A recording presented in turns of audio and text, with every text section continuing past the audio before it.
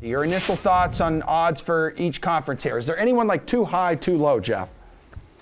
Yeah, I mean, look, the AFC, I think is a pretty loaded conference. I think, the Bengals at plus 650, they're just, they're the definition of overvalued right now, obviously coming off the Super Bowl. I don't know why the Broncos are plus 1,000. I assume that's just on some Aaron Rodgers news, but the value is probably looking at teams like the Colts, Chargers, and yes, even maybe the Titans, if they can perhaps get rid of the Ryan Tannehill anchor contract. But that's where the value is lie for me in the AFC. The NFC is a lot different story. I mean, we've got the Aaron Rodgers news.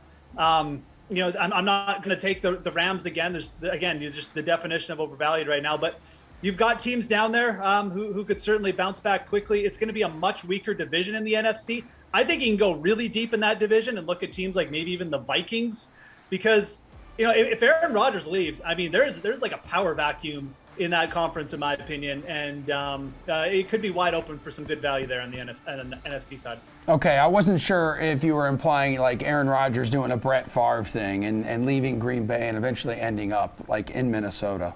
Ooh. I was not, but that could happen, I guess. I don't know. Yeah, it certainly could. Hey, anything could happen, right? Pearce, who do you think? Whose odds do you think may be too short, too long? I think the Chargers stands out to me at plus 2,500. The biggest problem with them last season, well, two problems. They were inconsistent. You never really could count on them. But you look at what the Rams did this season.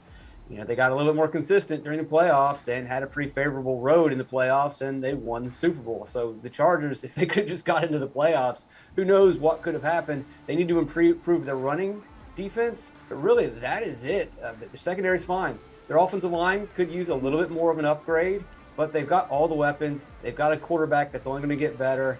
That team is right there. And at 2,500, and in a division, I know you still got the Chiefs there, but we've seen wildcard teams make their way through the playoffs. So Chargers are who I am looking at early on. Yeah, it's Super Bowl odds for the Chargers, by the way, plus 2,500. Same odds as the Patriots there. Oh, and the Cardinals and the Colts. Matty, whose odds kind of pop for you here?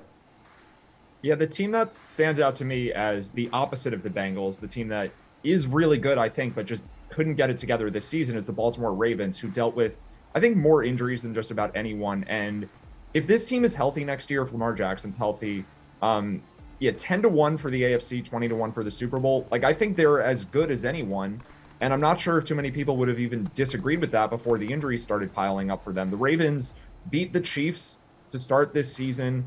If you just looked at what their betting lines were for their games, like they were getting a lot of respect game by game, and then Lamar got banged up, and then they basically lost their entire defense. So if the Ravens get it together, they're a team that seems to draft well. I don't know how much we can read into that as a predictive thing, but it seems like the Ravens have done well in off seasons, and it just, to me, it's the buy low spot. Like they underachieved by more than just about anyone this past season. Yeah, as long as they get those contract negotiations banged out with Lamar, right? Because you don't want that hanging over your head.